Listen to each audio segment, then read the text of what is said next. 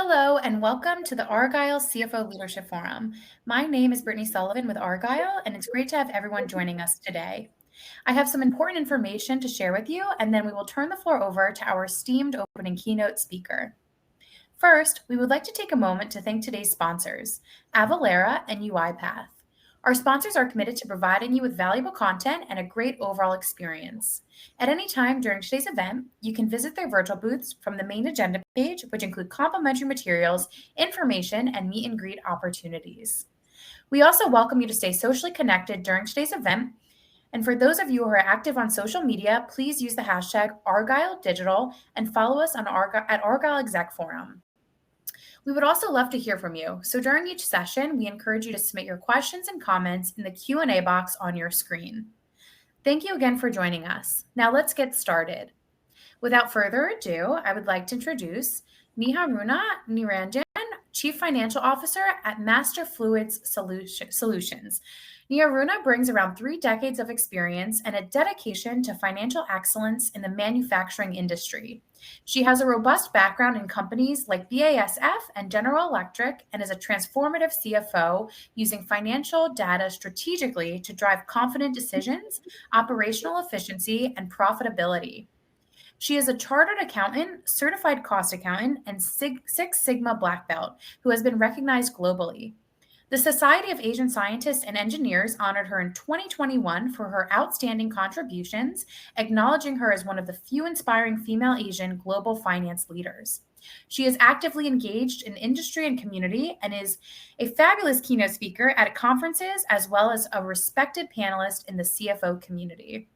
We're excited to have Nijaruna with us for her opening keynote titled The CFO Perspective on Cloud Adoption. Welcome, Nijaruna, and over to you. Thank you, Brittany, and thank you and congratulations to Argyle for putting together this fantastic agenda. I see well over 170 registrations here from senior finance professionals, a lot of participation as well. I'm really happy and honored to be here, kicking off the opening of a promising day to take us through the journey of digital transformation in finance. So as I kick off, let me begin with some background on early finance technology and also take you through cloud adoption, what it means. So what you see on the top left is the earliest known civilization that actually started finance. They're the Sumerians. They started to record sales of livestock on a clay tablet like you see at the bottom left of your screen. So that's where it all started. Now, 5,000 years later, we are still playing the roles of the operator. We're recording transactions, we're the steward, we're protecting assets. But increasingly, and the senior leaders in finance, the CFOs in the room will recognize this, if you just pause and look back at the number of things that you've been exposed to over the last even 5 years, and things that you've learned, things that you've seen just by doing your job, and just look at how your goals have evolved, you will see that increasingly CFOs are called upon to be the voice of reason and calm to the stakeholders. So we're being looked at to help steer the company into the future with data-driven decision-making while we're still on the roller coaster riding so fast. Yep. But how has our tools changed, or what is it that we have available to us 5,000 years later? So if you look at it, we now have more tools. We have data available. Today, with emerging technologies, CFOs have more financial information available than ever before. We have big data, we have predictive analytics, we're using artificial intelligence, cloud computing that's putting data at our hands. If we have internet connection, we can look at any information that we want across the globe. Yeah. So Deloitte had put this together about 10 years ago and said next generation CFOs are now being called upon to play not just the operator and the steward roles, but also to be the catalyst to drive change in the business, to lead them towards the future growth. Yeah, to be part of the strategy, to help make decisions driven by data. And today, the modern CFO, I think most of your job really is playing these parts, right? And at a much faster pace. We don't have months now to look at our data, to analyze, to come up with a decision. We're moving at the pace of the business, which is much faster than we've ever seen. So how do we get to that point with these rapidly evolving technologies and the role that has changed over time? The CFO and really all of the executive finance team were now required to understand, prioritize technology, prioritize investments. Now, all this data that's available to us, these are complex data sets. These are not the simple data that we're used to in the past. So our team now needs to analyze, to interpret these complex data sets. And our role is to take this data and transform it into actionable insights and at a faster speed. Like I said, while we're still riding the roller coaster. So we're now required to match the pace of the market and business priorities. So if I can borrow the healthcare term today, found new meaning in hurry but don't rush, right? The requirements are moving fast, the market's evolving fast, but our responsibility still is to steer the company to make decisions based on data, not on intuition. So with so much available to us, how are we doing? 46% of the CFOs today say we are still making decisions based on instinct. And about half of the population says, well, our IT systems continue to struggle to give us the information we need. Now, while we're going through this struggle and trying to find data that's easily available to us, quickly help us make decisions, now the cloud is one of the solutions, right? It's given us the ability to use infrastructure that we can access globally easily. But cloud is also now becoming the equalizer. So if you didn't want to spend a lot of money, a lot of time, resources to implement systems, now cloud also offers you the ability to use infrastructure as you go, as you find use for it. So it's fantastic. It's freeing up resources. It also gives you the funds to invest now in strategic growth versus expensive systems, allows us to piggyback on the experts that have been able to invest in it and are able to provide the service to us as we need. With all of this, where are we on the cloud implementation? We should actually have all the data at our fingertips if this was the only data set that we were looking at. So take a quick look at the current state. Now, any conference I go to, any meeting, conference, or peer group discussion I have, about 2/3 of the room tells me that they've accelerated their cloud investments. They're spending more now than ever in technology and investments. However, about 2/3 of the room also tells me that they cannot keep up with rapidly evolving technologies. So there's also a caution here on what to invest. Where is my money better used? Some of the concerns that continue to hold back the finance community is data security, privacy, compliance, the complexity. They remain actually the top concerns. This is what we heard about a few years ago, and 5 years later, we're still battling these challenges. Now, last week, I was in an innovation conference for a software company, and the sessions there were really focusing on zero trust architecture.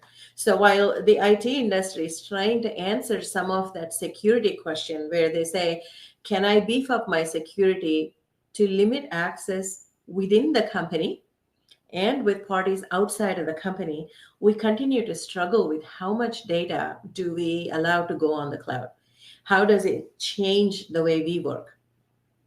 The other issue we also look at is now the cloud systems or most of your IT implementations today, they have moved from CapEx to OpEx, right? It's a great news. We don't need to borrow now to invest.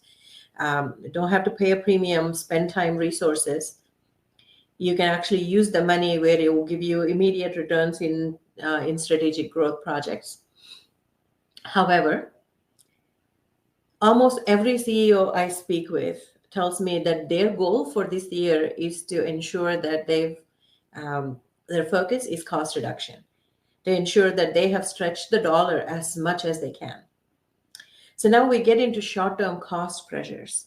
So these changes have now put us back into competing with the budget, right? So we keep waiting now for the one good year that lets us do something for the business. So it's one of the things that's derailing the speed of the investments. The other end, this is more geared towards this community here, right? When we look at capital investments or project investments, in this case, uh, it is very difficult to assess the return on investment. Yeah. While when we implement, we look at the project and look at the cost, but it's a pay as you use model. So the more you use it, the actual state of usage of this technology is significantly different. So the cost that we incur on these licenses are significantly different from how we thought through the project. And for large organizations, just the challenge of keeping track of the usage, the cost, and monitoring it, forecasting it based on drivers is a huge challenge. But despite all of this, it's not stopping our efforts to go into modernizing technology, right? It's not. One of the other things I heard in that IT conference was every company is now a technology company, which is really true because um, the number of projects that come to us today is from every function. So every function needs technology to modernize the way they work. So when we look at that, there is a lot of pressure to modernize our investments, our technology, and this is helping us make wrong decisions. Sometimes they're incorrect, sometimes they're just not relevant, and they're based on intuition. Like we saw, about 46%, they still make decisions based on intuition.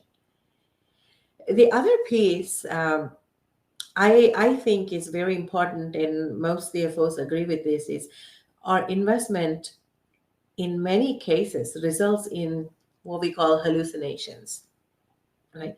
You take low quality data, you take resources that are not trained on the process well, and then you use that to implement a modern, more advanced system which drives our decisions. But then what we have is not an enhanced decision making tool. What we have is a very expensive current practice. That's the trap that we need to learn to navigate when we make these investments.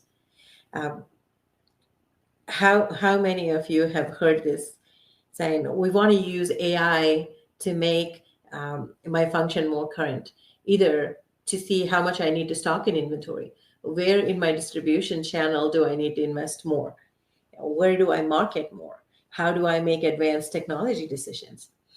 And right after that, they say, well, AI is going to help me and I want to invest in this tool. The third statement you hear is, but we don't want to share all of the data. We don't want to use open the source, but we want to use just the data we have. And investing in such tools is we're actually using historical decision bias. It's not going to help us make better decisions based on the market. So that's the other concern that we're trying to navigate as we go through these implementations. And you'll hear a lot of it as you go through today's sessions and you start talking about finance and AI tools and generative AI and how can we increase our agility. You will see some of these questions pop up again. The last topic here that is a challenge into cloud implementation, and it's not just in finance, but really is the talent that is required to implement. The cloud talent is very rare. It's not available in most places. So most technology companies that have implemented advanced solutions and harness the power of cloud, they're still using it internally. So these systems don't come with elaborate training manuals, but what they do offer is abundant opportunities. The ability to go in and harness whatever we need out of this powerful system. And without training, that's also a place where we actually sell ourselves short. We don't use the entire capabilities of our system or know what we can do with them. Now, knowing this, why are we still focused on digitization? So there are some issues. So how many CFOs have tried to implement this one ERP model or one SAP model? Usually what I find is the struggles go into two paths. Yeah. One is you update ERP instances as they phase out and they come up for updates. And every instance is now slightly better than the other. So they're different processes. Uh, if we talk in more relevant finance terms, your product costing, your inventory valuation is now different across each location because each system has its own constraint. So even if you use the same ERP but different instances across, you have different processes. And by the time you come back implementing the last system, the first one's already obsolete. So you keep going in these circles. The other way you can do is you can keep the same instance and you win that homogeneity battle. Your team is not now scrubbing data from every instance and trying to give you information that where you can compare apples to apples. However, this data is now so outdated and it no longer gives you what you need.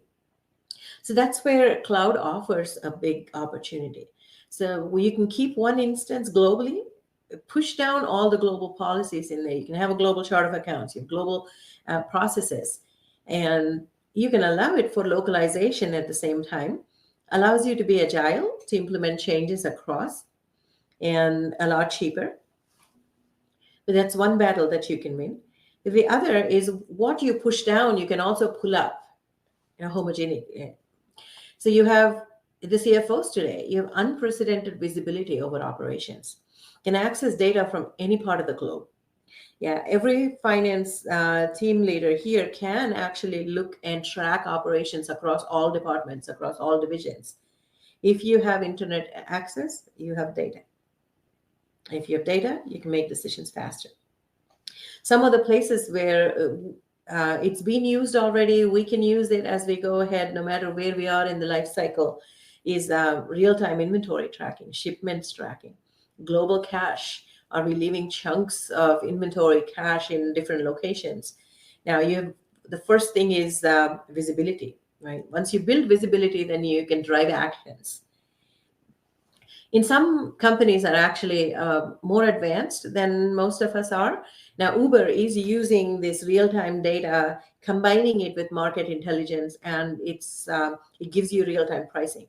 So if you take a cab from a location that is deemed more affluent than another, you could pay more for the same cab for the same distance. And if you take a cab at a peak time, you could pay more than what you would do if you took a cab at 2 o'clock in the afternoon. So they're actually combining these technologies, building it into customer pricing. And Delta Miles is another example that you would have all noticed. In the past, you would take a flight and then it would take up to a week for your activity to post into your account. So now they have linked all their systems right to the customer account, the app that you see on your phone. The minute your plane takes off, your miles post. Some of these upgraded applications. But where we're seeing cloud emerge as a big winner is as an equalizer. If you have the small and medium businesses that do not have the ability to have their own data center, build their own solutions, have smaller teams, fewer resources, now we are able to harness the infrastructure of larger companies with OpEx investments. And then we can offset that with efficiencies. But knowing the good, bad, and the ugly, how do we get there? Getting onto the cloud is still a gray cloud. And how do we get there? I think this picture really tells us we're going every different direction. While this answer really is more personal, it depends on where you are in the journey. What I tried to show you is a couple of different options that you can look at. When can we do this? So the timing is one important thing. When can you get started? And this is something I often hear about. Do we have to scrap our entire systems and go for something new? Well, there's several trigger points. I call them catalytic situations. So these are when your system comes up for upgrades, when you have an upgrade that is due on one location, that's a good place to start. So you can start an implementation there with that setup. What we're also seeing in the market now is strategic shifts in almost every industry. in the automotive industry, we're seeing this big move from the internal combustion engines to the electric vehicles. So the entire production is revamped. There's new setups are happening. In almost every other manufacturing segment, we're seeing nearshoring. We're seeing this in IT, in infrastructure. With COVID, with the supply chain crisis, the companies now want to have better backup, better access to their customer, to the market, to the materials. So nearshoring is a big concept. So we are seeing a lot of business ventures open up regionally. So this is another opportunity. And then expansions are another piece. So semiconductor industry is expanding big time in the United States, in Europe. So this is another place where you can start with these expansions and then integrate the rest in time. The last one is, I think, over the last 3 decades, I've had one opportunity to rethink the entire enterprise model. It usually happens either when you're going through an M&A, a restructuring, or building a new product line business from scratch across the globe. So this is a good opportunity. This opportunity doesn't last long, but it does give you the ability to rethink your entire enterprise model. So these are some points where you can start working on moving to the cloud. The second is, so where would you do that if you had the opportunity? My preference would be to start with the core technologies of your main ERP. This is where most of your data resides. You make all this data accessible to everybody in the company, and you make it very agile. That beats most of the issues that we see with staying with redundant data. The second place where you can look at is reporting layers. Not every company is at a stage of business where they can afford to change their entire ERP. So in those cases, reporting layers that sit in the middle also offer good solutions. These are your BI tools. These can be any of your financial consolidation systems that also pushes up data. These systems today are becoming more sophisticated, offer you more ability to store data in the slices or segments that you want to really measure your business in. The last piece is your analytical tools. Though the data is not sitting on the source data, however, these tools today is where you can use your existing infrastructure and layer on a third-party software as a service where you need to build advanced analytics. And this tool actually is becoming more and more popular. It's become a multi-billion-dollar market. There's many options available to us today, and I'm sure you'll hear quite a few today as well as we go through. Now, the last part is, how do I get there? This last month, I looked at the number of projects that were submitted to us in the IT steering committee, and there were 217 rows for technology investments. We're still in April. We have most of the year to go. So how do you pick the right projects to invest in? Some tips are here. I think one way to look at it is what products or services need to continuously change to meet the market. It makes more sense to be agile in that area. And the second would be, where is it that we need more data for decision making, but is not available in a timely fashion? So these questions are designed to give you some thoughts to see where can you focus on building these cloud platforms. So while I leave you with this page, I also want to open it up to some questions here, see if there's anything that you want to ask, or just use information to roll out your cloud technology. I do hope with some of these tips, you're able to get a little farther. From all these pages, I think if you were to pick up at least one nugget and explore it in the business, I think this presentation would be really successful. Excellent. Thank you so much, Nijaruna. I'm happy to review some of the questions that came through. This first question asks, what is the key criteria that CFOs should consider when evaluating different types of cloud solutions for their finance teams? So I think this last page actually tells you what are the criteria that you need to look at for your cloud solutions. It really depends on where you are in your business model. How much of a change are you ready to take on now, and where do you struggle as an organization? As an industry, we struggle really in getting real-time data and analysis. And the data that we have, a lot of it is legacy data. It's not shaped in the way that we need to use for our business today.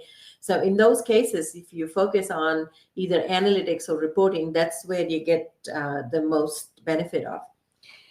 In some cases, if you struggle in investments, again, there will be a time where you start looking at how can you turn your requirements or systems into a service that you can utilize from the experts. Yeah. The one other thing I see is really the resource. The resource challenge is becoming more real every day. You have the new generation of finance professionals that come out from universities. They are trained more to go into this modern world of finance, yeah, than the legacy systems. So they come in ready to work these problems where analysis of reporting layers are available from modern technology. So that's another place where you want to look at your existing infrastructure and see if it fits the modern generation of the company. Excellent. Thank you. This next question, how do public, private, and hybrid cloud solutions differ in terms of security and data access for finance teams? Yeah. Yeah, like I mentioned before, there's the data security, the compliance, they are still big questions. Yeah, it's not a solved problem yet. However, there is a lot of advancements being made. Like I said, the IT industry now, if you listen to any to your CIOs, or if you sit in conferences, zero trust architecture is a big deal. Yeah, they're all working on that. So what does that even mean to any of us? As CFOs, we're super cautious of where we put our data, how much access do we give systems, right? And what we're now looking at is a mirror, really. We want to use tools that require us to combine our historical data with market intelligence. And you have to open up some of your data to get the most out of this tool. So really, the decision will depend on where do you need these solutions and how much data are you willing to take in that aligns with your legacy data. I think that's how you want to look at your cloud solutions. Hybrid seems like the obvious answer in this case, but more and more companies, I believe, over the next several years will continue to lean towards a private cloud. Because what I see from the finance community, we want to make sure that our data is secure, and we want to make sure that the people that are using it, they are also exposed to some form of consistency when changes are made across the cloud. And until such time that we enhance our skill set of our teams, upgrade their skills to understand cloud and technology, I think the move from going to public clouds versus staying private or even stepping into the hybrid, I think that's going to be a decision we take as we keep moving through this process. Great, thank you. Looks like we have time for at least one last question. What strategies can CFOs employ to ensure a smooth transition to cloud-based finance processes, considering potential resistance from internal stakeholders and/or regulatory concerns? Yeah, I saw that question come up, and I was instantly drawn to that too. That's well, I'd like to start by saying welcome to my day, right? So some of the things you can look at is when you move to cloud-based finance processes, there's several tools that you can use. Not every tool requires a complete change from internal stakeholders. So what we have, at least the experiences that I have, what we have done is we've started with BI tools. They are an immediate return on investment to the internal stakeholders because you get reports faster, you get more transparency of data, And within your team itself, it saves you a lot of time. So it's a one-time effort. You push the data, you clean the data, you set it up, and now you're upgrading your team's skill set to analyze that data. And everybody in the company gets to see the data uh, anytime they want to. They get to drill down the multiple layers of information that they want to look at. So I think that's been one of the tools that has worked really well in understanding or even reducing the resistance from internal stakeholders. Now, these tools lately, they have increased in the capabilities that they have. Yeah, we've gone from writing our own SQL reports to now using self-service BI tools. Yeah, Power BI is now embedded in everything. Now, when I use my email, Power BI wants to tell me how many times I read different emails or what did I do with my emails. So I think these tools are embedding into our daily life. And I think that's also helping us move faster as a group. Excellent. Well, thank you so much again, Nijaruna, for an excellent keynote. I also want to thank everyone else for joining us today. This session, along with all of today's content, will be made available on demand following the event. Our next session will begin at 11:35 Eastern, which will be a panel titled Agile and Flexible FP&A. Please click on the join button that will appear on your screen to be redirected, and we look forward to seeing you there. Thank you again.